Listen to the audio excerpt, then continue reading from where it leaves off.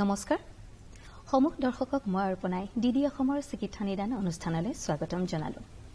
প্ৰিয় দৰ্শক, চিকিৎসা নিদান এটি স্বাস্থ্যজনিত অনুষ্ঠান হয় য'ত আমি বিভিন্ন ধৰণৰ ৰোগৰ বিষয়ে আলোচনা কৰি তাৰ সমাধান দিবলৈ প্ৰয়াস কৰোঁ। আজিৰ অনুষ্ঠানত আমি মানুহৰ শৰীৰৰ এটি গুৰুত্বপূৰ্ণ অংগ বৃক্ক ৰোগৰ সমস্যাৰ সম্পৰ্কে আলোচনা কৰিবলৈ ওলাইছোঁ। বাৰ্তালাপত অংশগ্ৰহণ কৰিবলৈ আমন্ত্ৰণ কৰি অনা হৈছে এগৰাকী চিকিৎসক।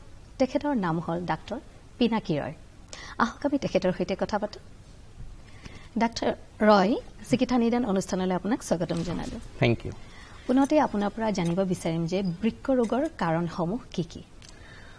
বৃক্ক ৰোগৰ কাৰণ আপোনাৰ বহুত কেইটা হ'ব পাৰে, বাট মই যদি একদম কমন কাৰণ যদি মই কওঁ তেতিয়া এইবিলাক হ'ব আপোনাৰ ইনফেকশ্যন আৰু আপোনাৰ কিডনিৰ পাথৰ, তাছাড়া আপোনাৰ কিবা ডায়েট ফেক্টৰছ, হেৰিডিটেৰী ফেক্টৰছ। হেৰিডিটেৰী মানে আপোনাৰ বংশানুক্ৰমিক, ইয়েছ।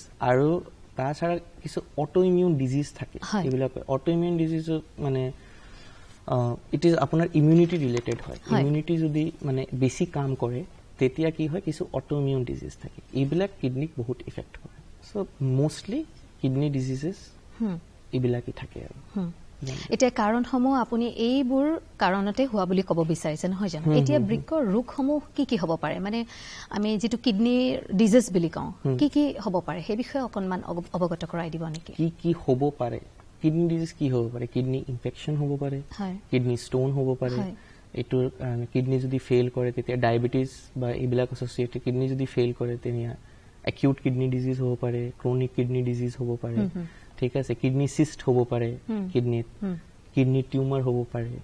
তো তাৰ অটো ইমিউন ডিজিজ মই যেনেকৈ আপোনাক ক'লোঁ, তো নেফ্ৰটিক চিণ্ড্ৰম, নেফ্ৰাইটিক চিণ্ড্ৰম, গ্ল'মেৰুলোনেফ্ৰাইটিছ, এনেকৈ কিছুমান ডিজিজ থাকে। IgA নেফ্ৰপেথি, এইবিলাক হ'ব পাৰে। ঠিক আছে, ধন্যবাদ। আপুনি জনাই দিলে যে ইয়াৰ ৰোগ বিভিন্ন ধৰণৰ হ'ব পাৰে। সমগ্ৰ বিশ্বতে, ভাৰত, অসম বা সমগ্ৰ বিশ্বতে এটা জটিল ৰোগ হিচাপে এতিয়া বৰ্তমান আহি পৰিছে, সেয়া হ'ল কিডনি ষ্টোন, যিটো আমি সকলোৱে শুনা পাওঁ এই শব্দটো, নহয় জানো? আপুনি এই বিষয়ে কি মতামত আগবঢ়াব? কিডনি ষ্টোন হোৱাৰ কাৰণসমূহ কি কি? কিডনি ষ্টোন হোৱাৰ মেইন কাৰণটো হয় যদি আপোনাৰ পেচাবৰ পিএইচ ক'লে মানে এটা এচিড বা এটা বেছৰ এটা পিএইচ থাকে 4, 5, 6, এইটো যদি অল্টাৰ হয় তেতিয়া কিডনি ষ্টোন হ'ব পাৰে। তো যদি মোষ্ট কমন কাৰণ আপোনাৰ কিডনি ষ্টোনৰ হয় যে আপুনি যদি পানী কম খাই আছে। পানী কম খালে কি হ'ব, আপোনাৰ ৱাশ্ব আউটটো ভালকৈ নহ'ব, কিডনি পিএইচটো বাঢ়ি যাব, তেতিয়া আপোনাৰ কিডনি ষ্টোন হ'ব। ঠিক আছে, এইবিলাক যদি মই পানীটো যদি মই চেঞ্জ কৰি দিওঁ, তাৰপিছত কিছু ডায়েটাৰী ফেক্টৰছ আছে, যেনেকৈ আপুনি মিট, যদি আপুনি বহুত বেছি মিট খাই আছে, ৰেড মিট, তো ইউৰিক এচিডটো বাঢ়ে। ইউৰিক এচিড বাঢ়িলে ইউৰিক এচিড ষ্টোন হ'ব পাৰে। ঠিক আছে, আৰু যদি আপুনি ডায়েট আৰু মই হেৰিডিটেৰী ফেক্টৰ যদি বন্ধ কৰি দিওঁ, তেতিয়া যদি কিডনিত ইনফেকশ্যন হয়, ইনফেকশ্যন হ'লে কি হয়, আকৌ ইউৰিন পিএইচটো চেঞ্জ হৈ যায়। ইউৰিন পিএইচটো চেঞ্জ হ'লে আগেইন আপোনাৰ ষ্টোনটো হ'ব পাৰে। তাৰপিছত নেক্সট হ'ল, বহুত মানুহে আছে বহুত জিম কৰে, বহুত বেছি জিম কৰে।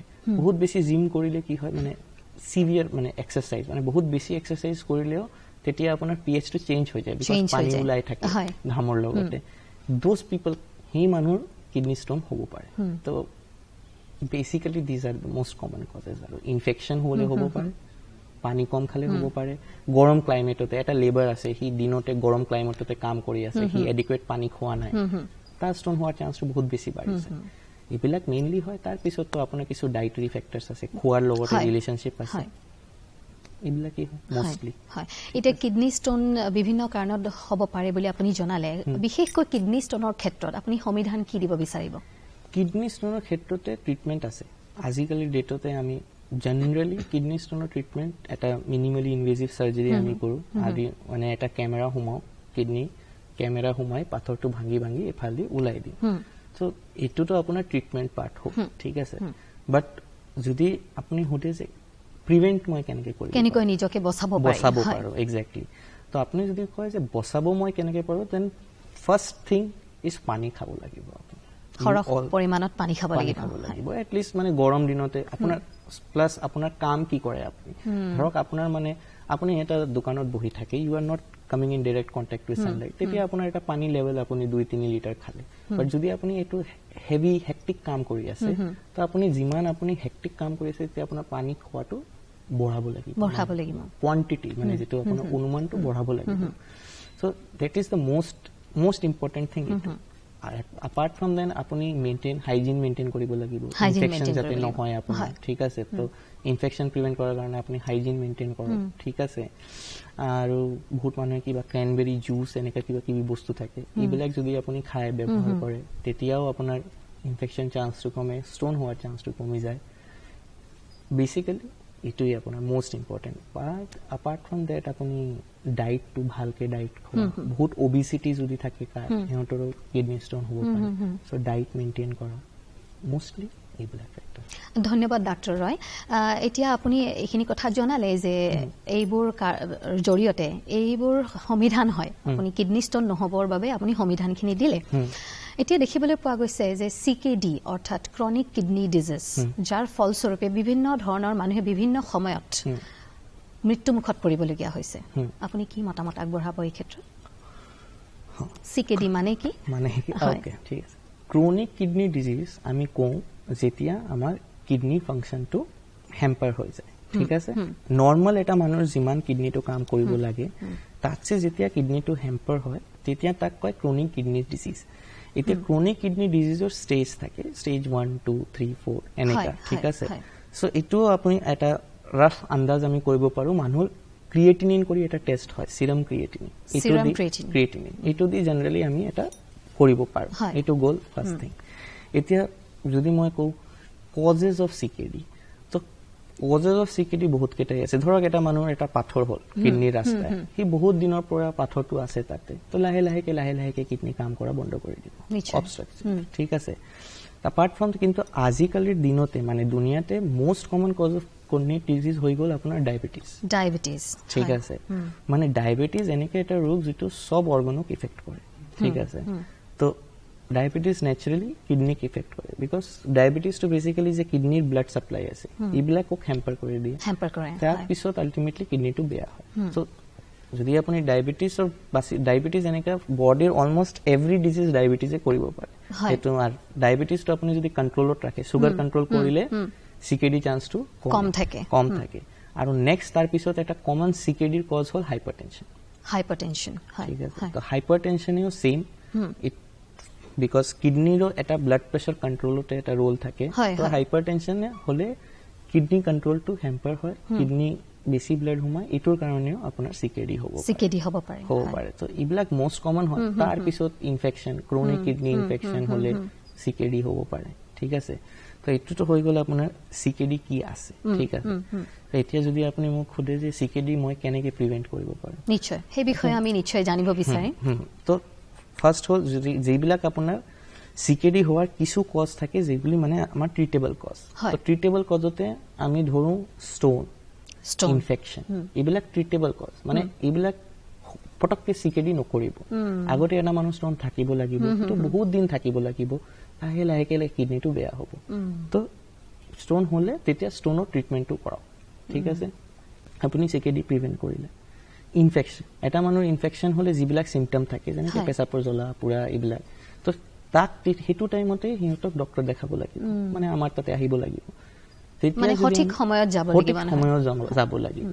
এইবিলাক হ'ল আপোনাৰ মডিফাইবল কজ। এতিয়া কিছু আনমডিফাইবল কজ, বাট সেইবিলাকো যেনেকৈ ডায়েবেটিছ, মই ক'লো ডায়েবেটিছ, আপুনি যদি জেনেৰেলি ডায়েবেটিছৰ কাৰণে কিডনি ডিজিজটো আফটাৰ 5 years হয়, ঠিক আছে, যদি আনকণ্ট্ৰল থাকে।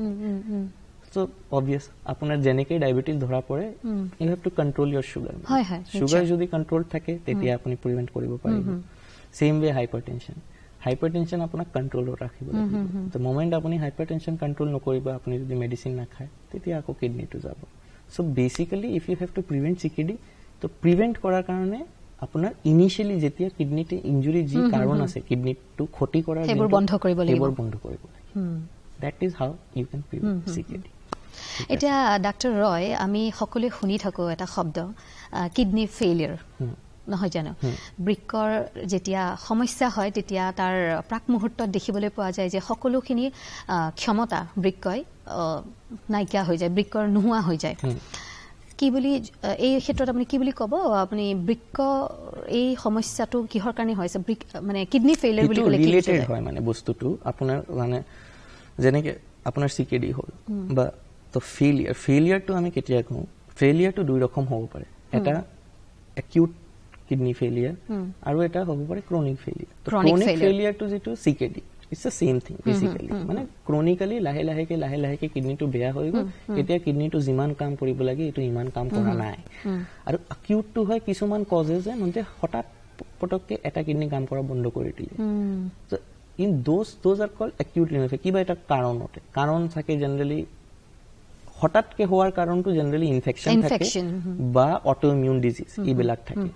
তো it is called acute renal failure so these are the only two causes ধন্যবাদ ডক্টৰ ৰয় লোৱাৰ বেক পেইনৰ লগত কিডনিৰ সমস্যাৰ সম্পৰ্ক কেনে ধৰণৰ লোৱাৰ বেক পেইন বহুত কাৰণ থাকে লোৱাৰ বেক পেইনৰ বাট বিকজ আমাৰ দুটা কিডনি পিছফালে আছে বডিৰ এফালে থাকে ঠিক আছে তো এটো কাৰণে আমাৰ যদি কিডনিৰ কিবা সমস্যা হয় ধৰ কিডনি পেইন তো এটো আমাৰ লোৱাৰ বেক পেইন হিচাপতে পেশেন্টে আহিব এটো কৈছে আমাৰ বেকতে পেইন হৈ আছে বিকজ ইট প্ৰেজেন্টস লাইক দ্যাট এটো মানে উলাই আহে এনেকা উলাই আহে সো ডেফিনেটলি লোৱাৰ বেক পেইন মানে এটা কিডনি সমস্যা থকা মানুহৰ লোৱাৰ বেক পেইন হ'ব পাৰে হয় এটা ডায়াগনোসিস সম্পৰ্কে আপুনি অকনমান দৰ্শকসকলক অৱগত কৰাই দিলে নিশ্চয় লাভান্বিত হ'ব নহয় জানো ডেফিনেটলি আপোনাৰ বেসিক আমাৰ যদি এটা কিডনি ৰোগৰ যদি বেসিক টেষ্ট আমাক কোনে কয় যে মোৰ কিডনি ৰোগ হৈছে কি হোৱা নাই তো বেসিক টেষ্ট আপোনাৰ চাৰিটা থাকে ফাৰ্স্ট আপোনাৰ পেছাবৰ টেষ্ট পেছাবৰ কাৰণে কিছুমান টেষ্ট থাকে আৰই কালচাৰ কয় এটো ইউৰিন আৰই আৰু ইউৰিন কালচাৰ আৰু এটা সিৰাম ইউৰিয়া ক্ৰিয়েটিনিন মই ক্ৰিয়েটিনিনটো যোনটো কলো ঠিক আছে এটো আৰু নেক্সট আপোনাৰ ডায়াগনোসিছত আহে আল্ট্ৰাসাউন্ড পেটৰ আল্ট্ৰাসাউন্ড এই চাৰিটা টেষ্ট কৰিলে মোটামুটি এটা বেসিক আইডিয়া মানুহে গম পায় কিডনিটো বেয়া আছে ভাল আছে কেনেকা ষ্টেজতে আছে so this is the basic taste of diagnosis এইটো ডায়াগনোসিস হোৱাৰ পাছতে তাৰ পিছত কি ধৰা পৰিলে তাৰ পিছত আমি কাৰণটো খোজাৰ কাৰণে we can do other tests বেলেগ আমি টেষ্ট কৰো কিন্তু যদি আমি আপুনি কয় মানে বেসিক এটা মানুহ যদি জানিব বিচাৰে তাৰ কিডনিটো ভাল কাম কৰি আছে না কৰা নাই ডায়াগনোসিস কৰিব লাগিব দিস ফৰ এই মানে এইবোৰ ষ্টৰ হয় নহয় বেসিক টেষ্ট এতিয়া আপুনি জনালে যে কিছুমান ষ্টৰ সাপেক্ষে আমি ডায়াগনোসিস কৰিব পাৰো বৃক্ক ৰোগীসকলৰ নহয় জানো এতিয়া আমি বৃক্ক ৰোগত ভুগি আছো বুলি আমি কেনেকৈ গম পাম বৃক্ক ৰোগত ভুগি আছে বুলি আপুনি কেনেকৈ গম পাম হয় চাও ফাৰ্স্ট যদি আমি অ্যাকিউট স্টেজতে যাও যেনেকে ধৰক ইনফেকশন হলে সিম্পল কি হ'ব আপুনি যেতিয়া পেছাব কৰিব আপোনাৰ পেছাবত জ্বালা হ'ব জ্বলা পোৰা হ'ব বাৰ পেছাব যাব লাগিব কৰিবলৈ ঠিক আছে দিস আৰ ইনফেকশনৰ কাৰণে তাৰ পিছত যদি ইনফেকশনটো কিডনি থমালে তেতিয়া আপোনাৰ বেক পেইন হ'ব ঠিক আছে যেটো আপুনি ক'লে বেক পেইন হ'ব আপোনাৰ জ্বৰ আহিব পাৰে ঠিক আছে বেসিক মানুহে গম পায় নেক্সট যেতিয়া মানুহৰ কিডনিটো বেয়া হোৱা ষ্টাৰ্ট হয় তেতিয়া কি হ'ব ইনিশিয়ালি মানুহ পেছাবটো কমকে হয় পেছাব কমকে হ'ব পা ফুলিব ভৰিটো ফুলি যাব ঠিক আছে পিডেল ইডিমা কয় এটো ভৰি ফুলি পিডেল ইডিমা ভৰিটো ফুলি যায় ঠিক আছে সুখন নিচি এইবিলাক জায়গা ফুলিব পাৰে দিস ফেশিয়াল ইডিমা কয় এইবিলাক ঠিক আছে আৰু ভমিটিং হ'ব মানুহ হজম নহয় বমি ভাবটো বাঢ়ি যায় তো this are the test which can show the kidney to এতিয়া ফেইল হৈ আছে ইনিশিয়াল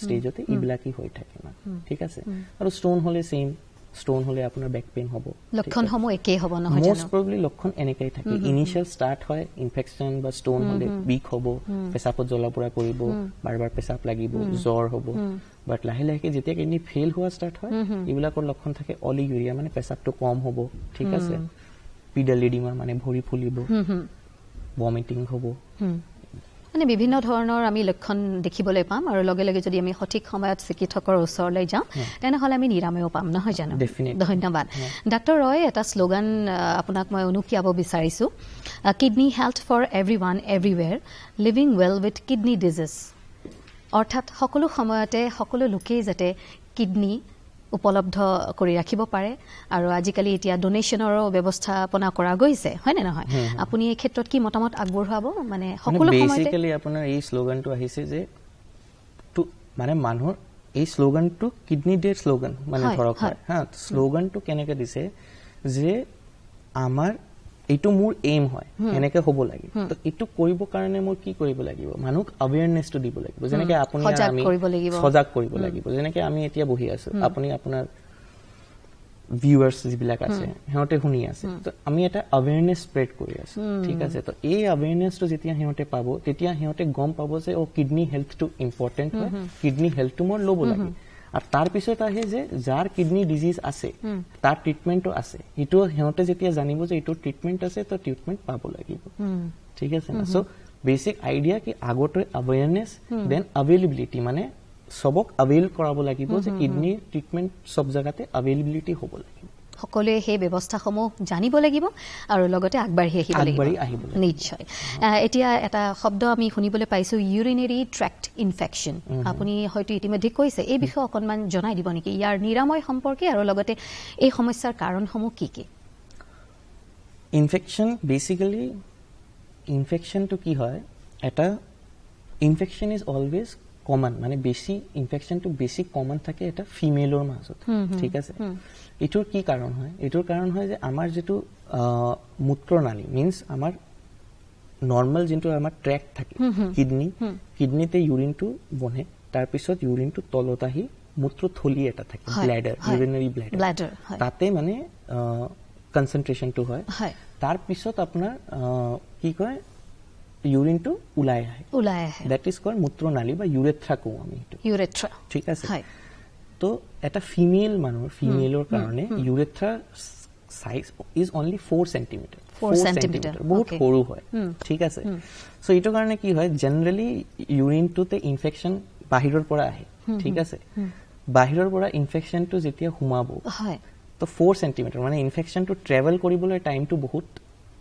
কম ঠিক আছে এটো ফটক কৰি মূত্ৰথলিত আহি যাব একবাৰ মূত্ৰথলিত আহিলে ইনফেকশ্যনটো তাতে বহি যায় সো হিটো কাৰণে ফিমেলৰ ক্ষেত্ৰতে ইনফেকশ্যনটো বেছি হয় সো অবভিয়াসলি তাৰ মানে কেনেকৈ আপুনি প্ৰিভেন্ট কৰিব কন্টিনিউয়াস আপুনি পেশাব কৰি থাকিব লাগিব পেশাব ধৰক বহুত মানুহৰ এটা বেয়া অভ্যাস থাকে পেশাবটো লাগিছে পেশাবটো ধৰি ৰখাই ৰাখে ঠিক আছে ঠিক আছে পাছত যাম যিমান আপুনি বেছি পেশাবটো ৰখাই ৰাখিব তিমানি বিকজ তলৰ পৰা ইনফেকশ্যনটো উঠি আহে আপুনি যেতিয়া পেশাব কৰি দিলে ইনফেকশ্যনটো ওলাই যাব কিন্তু আপুনি যদি ধৰি থাকে হি ইনফেকশ্যন সুযোগটো বেছি পাব উঠি আহা ঠিক আছে তো ফাৰ্স্ট থিং আপোনাৰ পানী বেছি খাব বিকজ আপুনি পানী বেছিকে খালে আপোনাৰ পেশাব বেছিকে হ'ব বেছি পেশাব পাব আপুনি বেছি কৰিব ঠিক আছে এই দুটা বস্তু গ'ল থাৰ্ড ইজ আপোনাৰ ইনফেকশ্যন টু প্ৰিভেন্ট মানে য'ত আপুনি using public toilets ঠিক আছে যদি আপুনি ইউজ কৰে অকমান হাইজিন মেইনটেইন কৰা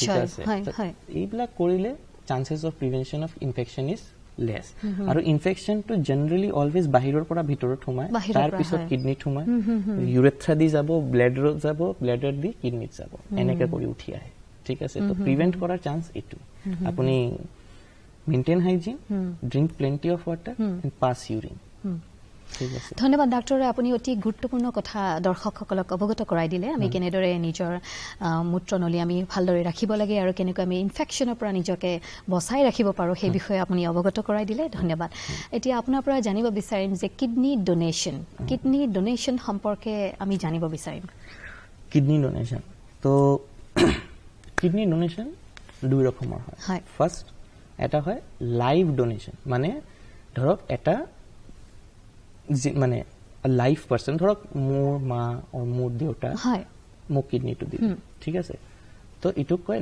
life related transplant kidney transplant ঠিক আছে মানে মোৰ ৰিলেটিভ এটা মানুহে মোক তাৰ এটা কিডনি মোক দিলে ঠিক আছে নেক্সট আৰু এটা টাইপ অফ কিডনি ট্ৰান্সপ্লান্ট হয় যেটো কয় কেডেভাৰ কিডনি ট্ৰান্সপ্লান্ট ঠিক আছে কেডেভাৰ মানে কি এটা মানুহ এক্সিডেন্ট হৈ জুকালে তাৰ কিডনিটো লৈ আমি ট্ৰান্সপ্লান্ট ঠিক আছে তো এই দুটা transplant so donation to basically আপোনাৰ যেতিয়া ডোনেশন কৰাৰ কাৰণে কিছুমান বস্তু লাগে যেনেকৈ এটা ৰেজিষ্টাৰ মেইনটেইন কৰিব লাগে ৰেজিষ্ট্ৰি ঠিক আছে এট প্ৰেজেন্ট গুৱাহাটীত ৰেজিষ্ট্ৰি আছে নে নাই I am not aware of that মই নাজানো কিন্তু বেলেগ ষ্টেটতে এনেকৈ এটা ৰেজিষ্ট্ৰি মেইনটেইন কৰে ঠিক আছে এই ৰেজিষ্ট্ৰিতে নাম থাকে কোনটো মানুহ লাগিব এই ৰেজিষ্ট্ৰিত নাম অহাৰ কাৰণে আপুনি কিমান বছৰৰ পৰা আপুনি ডায়ালাইচিছ পাই আছে ঠিক আছে মানে ধৰক আপুনি কিডনিটো বেয়া হৈছে কেতিয়া এতিয়াও আপোনাৰ ডায়ালাইচিছটো লগা নাই তেতিয়া আপোনাৰ নামটো ৰেজিষ্ট্ৰিত নাযায় ঠিক আছে সো মই এইবিলাক যে কথা কৈ আছো এইটো আপোনাৰ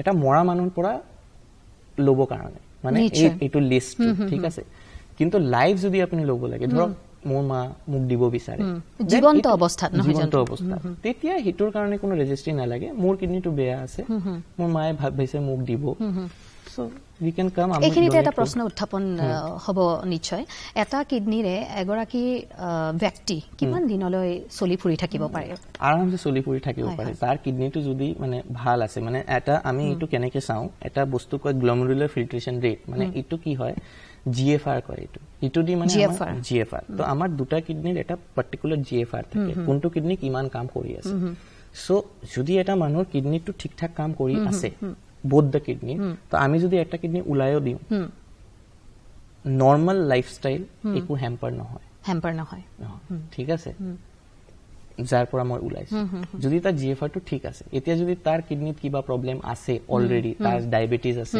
যিবিলাক কন্ডিশনে তাৰ কিডনিক হ্যাম্পাৰ কৰিব পাৰে দেন হেতু মানুহৰ এটা চান্স থাকে যে in future like after 10-20 years তাৰ কিডনিটো লাহে লাহেকে বেয়া হ'ব পাৰে বিকজ এটাই কিডনি আছে এতিয়া আমি বিভিন্ন ধৰণৰ কিডনিৰ লগত জড়িত হৈ থকা সমস্যাৰ বিষয়ে আলোচনা কৰিলো যে বিভিন্ন ধৰণৰ কাৰণত কিডনিৰ সমস্যা হ'ব পাৰে বৃক্ক ৰোগ হ'ব পাৰে কিন্তু আমি এতিয়া জানিব বিচাৰিম যে বৃক্কৰ ৰোগৰ ফলত অন্যান্য কিবা ৰোগ হ'ব পাৰে নেকি কিডনি ৰিলেটেড আদাৰ ডিজিজেস আপোনাৰ হ'ব মানে যেনেকে ব্লাড প্ৰেছাৰৰ হাইপাৰটেনশনৰ কাৰণে কিডনি হ'ব পাৰে সেম ৱে এটা মানুহৰ যেতিয়া সিকেডি হৈ যায় ঠিক আছে তেতিয়া তাৰ প্ৰেছাৰ কন্ট্ৰোলটো বন্ধ হৈ যায় বিকজ কিডনি ইটসেলফ এটা কাম আছে প্ৰেছাৰ কন্ট্ৰোল কৰাটো ঠিক আছে নেক্সট কিডনি কি কৰে কিডনি আমাৰ বডিত এটা বস্তু বনায় এটো কয় এৰিথ্ৰোপাইটিন ঠিক আছে তো এই এৰিথ্ৰোপাইটিন বস্তুটো কি আমাৰ ৰক্ত তেজ হোৱাৰ কাৰণে হেল্প কৰে সো এটা মানুহ যদি সিকেডি হৈ যায় তাৰ ৰক্ত কমি যাব বডি ঠিক আছে নেক্সট এনিমিয়া হ'ব নেক্সট আপোনাৰ সিকেডি আৰু কি কৰিব পাৰে আপোনাৰ সিকেডি ভিটামিন ডি মেটাবলিজম কৰে তো এটা মানুহ যদি সিকেডি হয় ঠিক আছে তো কিডনিটো কাম কৰা বন্ধ কৰে তেতিয়া তাৰ অস্টিওপৰোসিস হ'ব হাড়ডিবিলাক কমজোৰ হ'ব এইবিলাক হ'ব ঠিক আছে সো বহুত ৰোগ আছে যেটো কিডনি বেয়া হলে বহুত এক্সট্ৰা ৰোগ আপোনাৰ হ'ব ঠিক আছে তো গা ফুলিব পেছাব ভালকে নহলে তো অবভিয়াসলি বেলেগ ৰোগটো হ'ব ডাক্তৰ ৰয় ধন্যবাদ আপুনি শিশুসকলৰ ক্ষেত্ৰত আপুনি কি ক'ব বিচাৰিব বা বৃক্ক ৰোগৰ ক্ষেত্ৰত বয়সৰ কিবা সম্পৰ্ক আছে নেকি মানে বৃদ্ধ বয়সস্থ বা এটা কোনটো স্তৰত বৃক্ক ৰোগ হোৱাটো বেছিকৈ দেখিবলৈ পোৱা যায় জেনাৰেলি আপোনাৰ বৃক্ক ৰোগটো যদি বয়স্ক মানুহৰ হয় ঠিক আছে তো এটো কন্ট্ৰোলেবল ফ্যাক্টৰছতে হয় মানে মডিফাই মই এটো নিয়ন্ত্ৰণ কৰিব কিন্তু এটা বাচ্চাৰ ক্ষেত্ৰতে বৃক্ক ৰোগ যেতিয়া হয় ইট ইজ মোস্টলি এটো কনজেনাইটাল হয় মানে বাৰ্থৰ লগতে বা হেৰিডিটাৰি ঠিক আছে বা জন্মৰ লগতে হয় ঠিক আছে ইবিলাক বস্তু জেনাৰেলি নন কন্ট্ৰোলেবল হয় জেনাৰেলি ট্ৰিটমেন্ট আছে ঠিক আছে কিছুমান ড্ৰাগছ আছে হা বাট বাচ্চাৰ ক্ষেত্ৰতে এটা কিডনি ৰোগ মেনেজ কৰাটো ডিফিকাল্ট হয় because it is generally congenital কিবা ট্ৰিটমেন্ট নাথাকে তেতিয়া জাস্ট কিডনি যি কাৰণে হৈ আছে এইটো কিছু মেডিচিন দি ঠিক কৰা এণ্ড দেন যেতিয়া এটা কিডনি ডোনেশন পোৱা যায় তেতিয়া ডোনেশন কৰি মানে ট্ৰান্সপ্লান্ট কৰিব পৰা যায় মানে শিশুসকলৰ ক্ষেত্ৰতো কিডনি ট্ৰান্সপ্লান্ট কৰিব পৰা যায় ধন্যবাদ ডাক্তৰ ৰয় আপুনি দৰ্শকসকলক আপোনাৰ ফালৰ পৰা আমাৰ বৃক্ক যেহেতু বৃক্কটো এটি গুৰুত্বপূৰ্ণ অংগ হয় নহয় জানো বৃক্কৰ যাতে আমি ভালদৰে নিয়ন্ত্ৰণ কৰি ৰাখিব পাৰো ভালদৰে সুচাৰুৰূপে পৰিচালনা কৰিব পাৰো তাৰ বাবে কিবা পৰামৰ্শ আগবঢ়াব বিচাৰিব নেকি মই এটোই কম যে drink adequate water pani to bhalke khao exercise koro but eta regular exercise bahut besio no hoy bahut komo no hoy maintain healthy lifestyle diet to balanced diet mane sob khao thik ase kisuman besi kom niyantron avoid smoking thik ase and that's it ধন্যবাদ doctor ৰয় আপুনি চিকিৎসা নিদানৰ অনুষ্ঠানলৈ আহিলে তাৰ বাবে ধন্যবাদ thank U প্ৰিয় দৰ্শকবৃন্দ, আজিৰ অনুষ্ঠানত আমি আমাৰ বৃক্কৰ লগত জড়িত হৈ থকা বিভিন্ন ধৰণৰ ৰোগৰ বিষয়ে আলোচনা কৰিলোঁ। বৃক্কটো অতি গুৰুত্বপূৰ্ণ অংগ, গতিকে আমি সকলোৱে অন্যান্য অংগৰ লগতে এই অংগটোৰো যাতে আমি ভালদৰে যত্ন ল'ব পাৰোঁ, তাৰ বাবে আমি সকলোৱে আগবাঢ়ি অহাটো প্ৰয়োজনীয় আৰু তাৰ বাবে আমি সঠিক সময়ত সঠিক অভ্যাস আহৰণ কৰাটো অতি প্ৰয়োজনীয়। এইখিনি কৈয়ে আজি আমাৰ অনুষ্ঠান ইয়াতে সামৰণি মাৰিলোঁ। পুনৰ লগ পোৱাৰ প্ৰতিশ্ৰুতিৰে ধন্যবাদ।